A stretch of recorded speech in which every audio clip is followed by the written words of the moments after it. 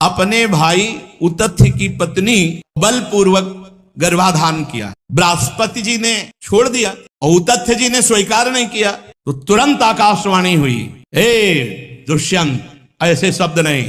राधा वल्लभ श्री हरिवंश। आप लोग चाहो तो इस पाठ को स्किप करके सीधा गुरुदेव भगवान का प्रवचन सुन सकते हो। आज गुरुदेव भगवान के मुख से हम लोग सुनेंगे कि आखिर बृहस्पति गुरु ने कौन सा इतना बड़ा पाप किया था और भरद्वाज ऋषि का जन्म कैसे हुआ था। दुष्यंत और शकुंतला का प्रेम की कथा सुनेंगे, सम्राट भरत की अमर गाथा भी सुनेंगे। तो आइए सुनते हैं राधा वल्लभ श्री हरिवंश। परीक्षित, जिस महाराज पुरु की बात कर रहे हैं उन्हीं के वंश में तुम्हारा जन्म हुआ। पुरवंशी परीक्षित है।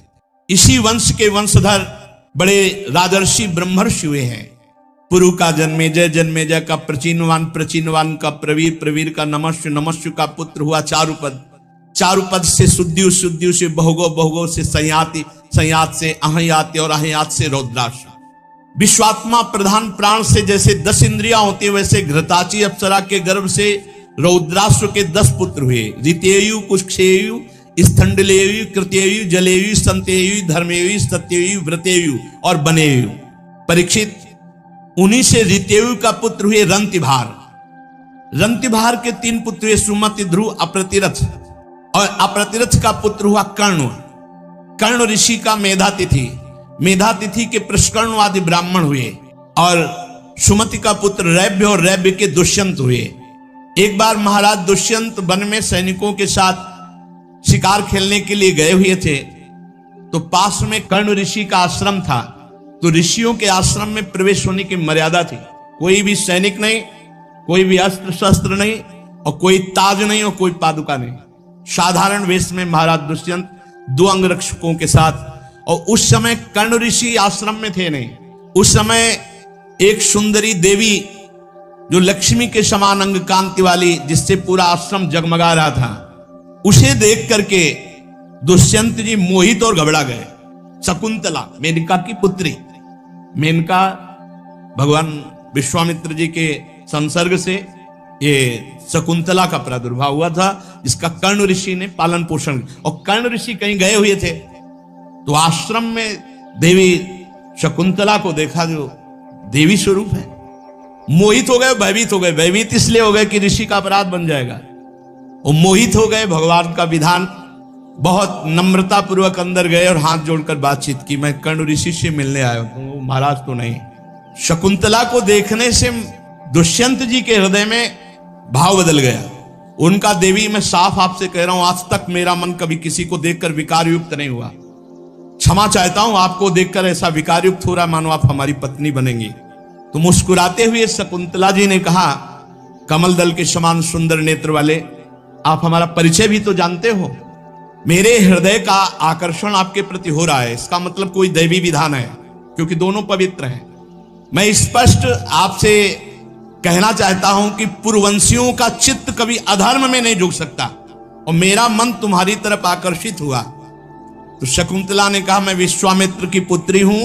मेनका अप्सरा मेरी मां है, जो मुझे छोड़कर चली गई, और मेरा पालन पोषण और मेरे साक्षी पवित्रता के महर्षि कर्ण हैं। वीर शिरोमणे, आपने पवित्र भाव से अपनी भावना व्यक्त की, इसलिए कमल नयन आप यहां बैठिए और मेरा आदर सत्कार स्वीकार कीजिए। दुष्यंत ने कहा, सुंदरी, तुम कुशिक वंश में उत्पन्न हो, तो मेरा मन ठीक जगह गया, क्योंकि अधर्म की वृत्ति मेरे में कभी नहीं है। तो आप राजकन्या हो, तो आप अपने योग्य पति का वर्ण कर सकती हो। मैं चक्रवर्ती सम्राट महाराज दुष्यंत हूं। शकुंतला की वृत्ति घबराहट में तो हुई कि बिना कर्ण ऋषि के स्वीकृति कर ले और ऋषि आके शाप दे दे। शकुंतला स्वीकृति घबराहट से युक्त होकर के दी। दुष्यंत जी ने गांधर्व विधि से एकांत में पति पत्नी का भाव स्वीकार किया और राजधानी में चले आए और कहा, समय से हम तुम्हें बुलवा लेंगे। महर्षि कर्ण जब वन में आए तो शकुंतला भयभीत थी, क्योंकि दुष्यंत से सहवास हो गया था। कर्ण ऋषि ने कहा, बेटी तुम संकोच मत करो, मैंने ध्यान के द्वारा देखा है, वो और कोई नहीं, चक्रवर्ती सम्राट महाराज दुष्यंत है और बड़े धर्मात्मा हैं। कुछ समय बाद महर्षि कर्ण के ही आश्रम में बालक प्रकट हुआ, विधि पूर्वक संस्कार किए गए और उसका नाम भरत हुआ। इतना बलवान था कि बड़े बड़े सिंहों को खेलता था। सिंहों के साथ खेलता था, भगवान का अंशावतार था, अमित पराक्रम था। शकुंतला जब देखा कि बहुत समय हो गया, महाराज दुष्यंत ना तो किसी सैनिक को भेजा, ना मंत्री को भेजा, ना कोई खबर। शकुंतला जी ने भरत जी को लिया और गई सभा में और कहा, महाराज आप पहचानते हैं मैं आपकी पत्नी हूं और ये पुत्र आपका है। तो दुष्यंत जी ने कहा, ऐसे थोड़ी क्या करके बोल दे कि मैं पत्नी हूं, ये पुत्र है, क्या प्रमाण है आपके पास? अस्वीकार कर दिया। राजा दुष्यंत ने जब अस्वीकार इसीलिए किए थे कि हर कोई नहीं जानता था, हर कोई नहीं जानता था, तो भरत जी को राजपद पर स्वीकार करने के लिए मंत्री पूरा परिकर जानना चाहिए। तो सत्य को भगवान साक्षी करते हैं। उन्होंने कहा कि निर्दोष पत्नी हो और निर्दोष पुत्र है, इसका क्या प्रमाण? तो तुरंत आकाशवाणी हुई, हे दुष्यंत, ऐसे शब्द नहीं, ये देवी है, कोई साधारण नारी नहीं, और तुम्हें अपने पुत्र के लक्षण नहीं दिखाई दे रहे? सिंह की वत खड़ा है दरबार में। दुष्यंत, अगर अब दोबारा शकुंतला का तिरस्कार किया तो ये है धर्म, धर्म इसे कहते हैं। भगवत वाणी हुई, दोबारा शब्द अवहेलना के मत बोल देना कि क्या प्रमाण कि ये पुत्र हमारा है, तुम पत्नी हमारी हो। अपने पुत्र का भरण पोषण करो, स्वीकार करो। यही चाहते थे दुष्यंत जी कि सभा में दिव्यता की है, क्योंकि एकांत मिलन था, इसको कौन जानता। शकुंतला परम पवित्र देवी है और ये गर्भ तुम्हारा ही धारण कराया हुआ है, आकाशवाणी ने ऐसा कहा। दुष्यंत जी ने सहर्ष भरत जी को स्वीकार किया और राजगद्दी चक्रवर्ती सम्राट पद पर अभिषेक किया और आप वनवास कठोर तप करके भगवान को प्राप्त हुए। आज भारतवर्ष इन्हीं के नाम से गाया जाता है। पृथ्वी पर महामहिमा जो भरत जी, उन्हीं के नाम से भारत।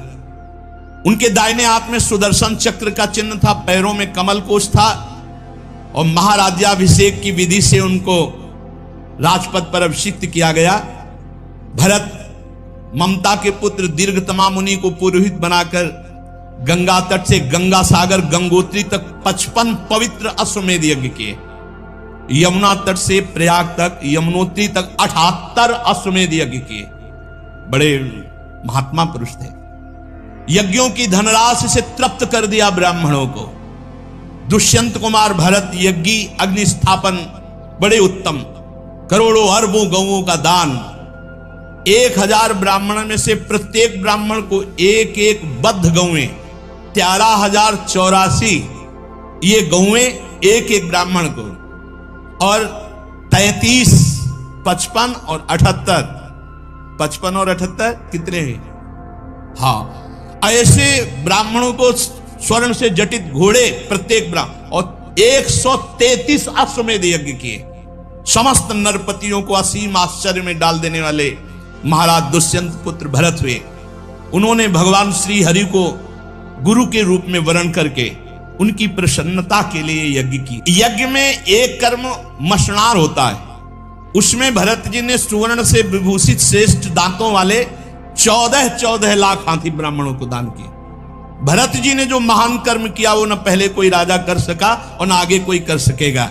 जैसे कोई स्वर्ग से हाथ नहीं छू सकता, ऐसे दुष्यंत पुत्र भरत की बराबरी नहीं कर सकता। भरत ने दिग्विजय के समय किरात, ह्रूण, यवन, अंध, कंक, खस, शक, म्लेच्छ इन सब ब्रह्मद्रोहियों को, समाज द्रोहियों के मूड़ मुड़ा कर छोड़ दिए, किसी को मार दिया, ऐसे किए। बलवान असुर भाव वालों को पराजित करके रसातल में मिला दिया भरत जी ने। ऐसे राजा थे वो। अपनी प्रजा का 27,000 वर्ष तक एक छत्र चक्रवर्ती सम्राट पद से शासन किया और अंत में यह निश्चय किया कि सब व्यर्थ है। यही खास बात, ये सब व्यर्थ है। 133 अश्वमेध ये सब दान पर उन्होंने सार्वभौम संपत्ति, अखंड शासन, जीवन सब कुछ मिथ्या समझकर उदासीन हो गए। ये सब व्यर्थ है, भगवान की प्राप्ति ही सत्य है। सोचो, ऐसे ऐसे सम्राटों को बाद में अनुभव हुआ कि सब व्यर्थ है। विदर्भ राज की 3 कन्याएं भरत की पत्नियां थी, उनसे पुत्र हुए। भरत ने देखा और कहा ये बच्चे मेरे अनुरूप नहीं है। तो माताओं ने उन बच्चों को ही, भरत के कोई संतान नहीं हुई, जो हुई थी उनको स्वीकार नहीं किया, मेरे अनुरूप नहीं। तब मरुदगणों ने प्रसन्न होकर भरत को भरद्वाज नामक पुत्र प्रदान किया। भरद्वाज की उत्पत्ति बड़ी गुप्त रीति की है। बड़ा भजन के सिवा कोई काम पर विजय नहीं प्राप्त कर सकता, चाहे जितना ज्ञान हो जाए। भरद्वाज की उत्पत्ति का बड़ा सूक्ष्म विषय, इसलिए ज्यादा इनको खुलकर नहीं कहा जाता, और इनमें गूढ़ रहस्य होता है। तो बृहस्पति जी की भाई थे उतथ्य ऋषि, बड़ा विचित्र। अब महाराज बृहस्पति जी परम ज्ञानी हैं, बृहस्पति जी जैसा ज्ञान किसको है? अपने भाई उतथ्य की पत्नी, तो बृहस्पति जी ने जब उतथ्य की पत्नी से सहवास करना चाहा तो उसमें पहले से गर्भ था, बलपूर्वक गर्भाधान किया।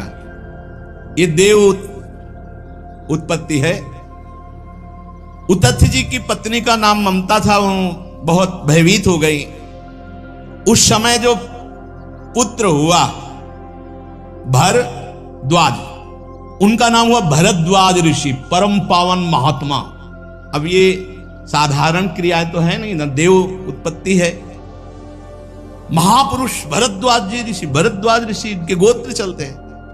अब बृहस्पति जी ने छोड़ दिया और उतथ्य जी ने स्वीकार नहीं किया, तो उस पुत्र को मरुदगणों ने ले लिया और वो महाराज भरत को पुत्र रूप में प्रदान किया, जो भरद्वाज जी उनके पुत्र हुए।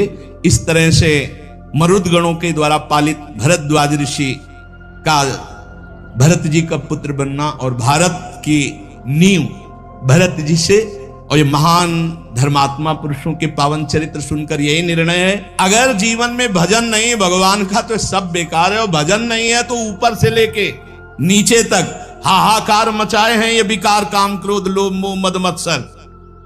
जिस बड़ों के ऊपर अपराध कौन अंगुली निर्दिष्ट करे? नहीं तो भगवान श्री राम जब बाली ने पूछा क्यों मारा छुप के, तो कहा अनुज वधु भगनी सुत नारी सुनसठ ये कन्या समचारी, इन्हीं कुदृष्टि बिलोक जोई ताई बधे कछ। बड़ी ऊंचाई से गड़बड़ी हो जाती है। सरस्वती जी प्रकट हुई, भगवान ब्रह्मा जी की बुद्धि चकरा गई। रूप सौंदर्य देखकर मरीचाद ऋषियों ने कहा ऐसा तो अपराध मत करो महाराज, पुत्री की तरफ गलत दृष्टि। भगवान का भजन छूटा तो ब्रह्मा की भी खोपड़ी में काम अपना प्रभाव दिखा दिया, हम तो ब्रह्मा के रचे हुए हैं। अगर भगवान का भजन छूटा तो हनुमान जी महाराज कह रहे हैं, कह हनुमंत विपति प्रभु सोई, जब तो सुमिरन भजन न होई।